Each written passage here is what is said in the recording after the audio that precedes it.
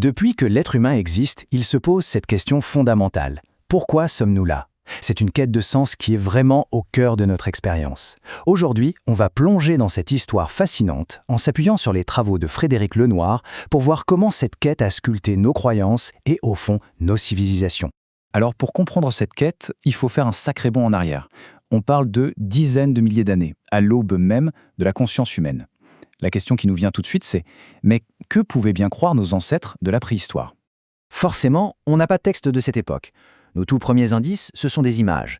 Des peintures silencieuses, au fond des cavernes, qui nous murmurent, comme des échos, les secrets des toutes premières formes de spiritualité. On a longtemps cru que ces peintures, c'était juste des scènes de chasse. Mais une théorie beaucoup plus récente, portée par des gens comme Jean-Claude, propose une vision totalement différente. Et si ces images n'étaient pas les animaux eux-mêmes, mais leurs esprits, invoqués par des chamans en transe? Ce qui est fascinant, c'est que beaucoup de ces grottes sont dans des zones désertiques, très loin des terrains de chasse. C'était donc bien plus que des galeries d'art, c'était des sanctuaires, de vrais portails vers un autre monde. Et le plus dingue, c'est qu'on retrouve les mêmes symboles sur tous les continents. Pourquoi cette obsession pour l'ocre rouge, qu'on associe au sang, à la vie, au contact avec l'au-delà? Pourquoi toujours ces mêmes animaux, les taureaux, les serpents? Et ces silhouettes humaines, les bras levés vers le ciel, ou ces mains posées sur la paroi? C'est comme si on avait affaire à un premier langage spirituel universel. Bon, ces premières croyances, très liées à la nature, elles ne vont pas rester figées.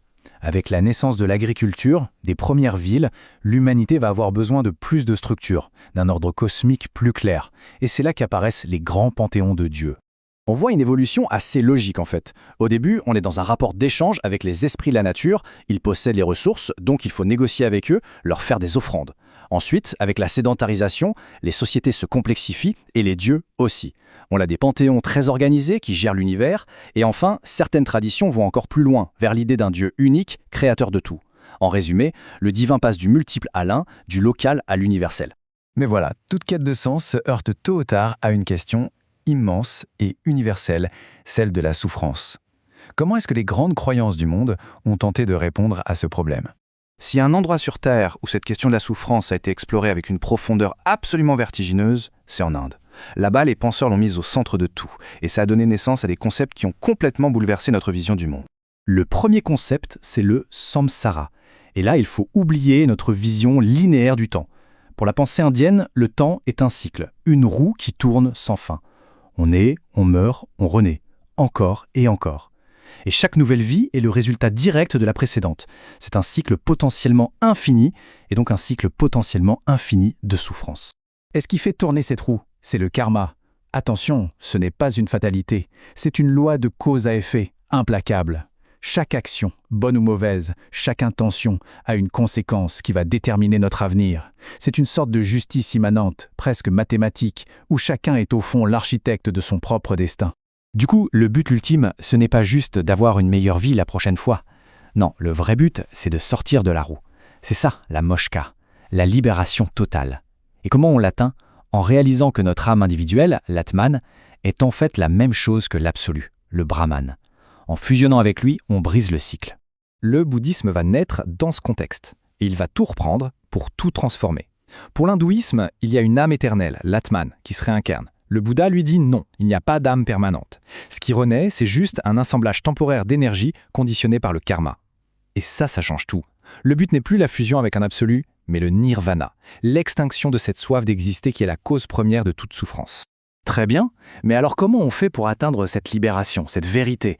Les différentes cultures ont imaginé des méthodes radicalement différentes, des chemins parfois totalement opposés pour se connecter à plus grand que soi. Prenons deux exemples extrêmes. D'un côté, la Grèce antique, avec Socrate. Pour lui, la voie, c'est la raison. Connais-toi toi-même. La vérité est à l'intérieur, accessible par l'intellect. C'est une ascension de l'esprit. De l'autre côté, on a l'Inde et le yoga. Là, le corps n'est pas un obstacle, c'est l'outil. Il faut le maîtriser, le discipliner pour libérer l'esprit et lui permettre d'atteindre le divin. Une voie engage tout l'être, le corps et l'esprit. Évidemment, tous ces grands systèmes de croyances ne sont pas restés de simples quêtes personnelles. À un moment ou à un autre, ils ont rencontré le pouvoir politique. Et cette rencontre, elle a changé le cours de l'histoire. Regardez cette chronologie, elle est parlante. En Inde, le roi Asoka, plein de remords après une guerre terrible, se tourne vers le bouddhisme et en fait une sorte de morale d'État. À Rome, Constantin voit dans le christianisme un moyen d'unifier son empire. Quelques décennies plus tard, Théodose va plus loin et en fait la seule religion officielle. Et là, c'est le grand retournement. Les persécutés d'hier deviennent les persécuteurs. Et des siècles plus tard, la foi servira même de justification à la guerre sainte. Le constat est toujours le même. Quand la religion et le pouvoir s'allient, ils se transforment mutuellement. Et cette alliance entre le pouvoir et la foi va atteindre un sommet en 1232 avec la création de l'Inquisition. Là, on ne se contente plus de promouvoir une foi, on se dote d'un outil systématique pour traquer et punir ceux qui pensent différemment. C'est une véritable machine à imposer une orthodoxie, à contrôler les consciences par la force. Tout ce long parcours nous amène à notre époque, une époque moderne qui, pour beaucoup, semble avoir perdu cette connexion sacrée au monde. On parle de désenchantement. Comment est-ce qu'on en est arrivé là? D'après Frédéric Lenoir, une des racines de ce désenchantement se trouve dans la vision biblique elle-même. En affirmant un Dieu unique, créateur et surtout extérieur au monde, la nature perd son caractère sacré. Elle n'est plus habitée par des esprits ou des dieux, elle devient une création, une sorte de décor pour l'histoire qui se joue entre Dieu et l'humanité. C'est ça, le désenchantement du monde. La nature n'est plus magique. Et le coup de grâce, si on peut dire, c'est la philosophie moderne qui va l'apporter, avec René Descartes. Quand il dit que l'homme doit se rendre maître et possesseur de la nature, c'est une révolution.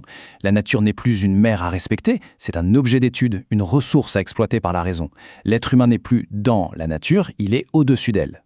Et on termine sur cette question, qui est tellement actuelle. On sent bien aujourd'hui ce besoin de réenchanter le monde, de retrouver du sens, une connexion. Alors, peut-être que tout ce voyage à travers des milliers d'années de quête spirituelle n'est pas juste de l'histoire ancienne.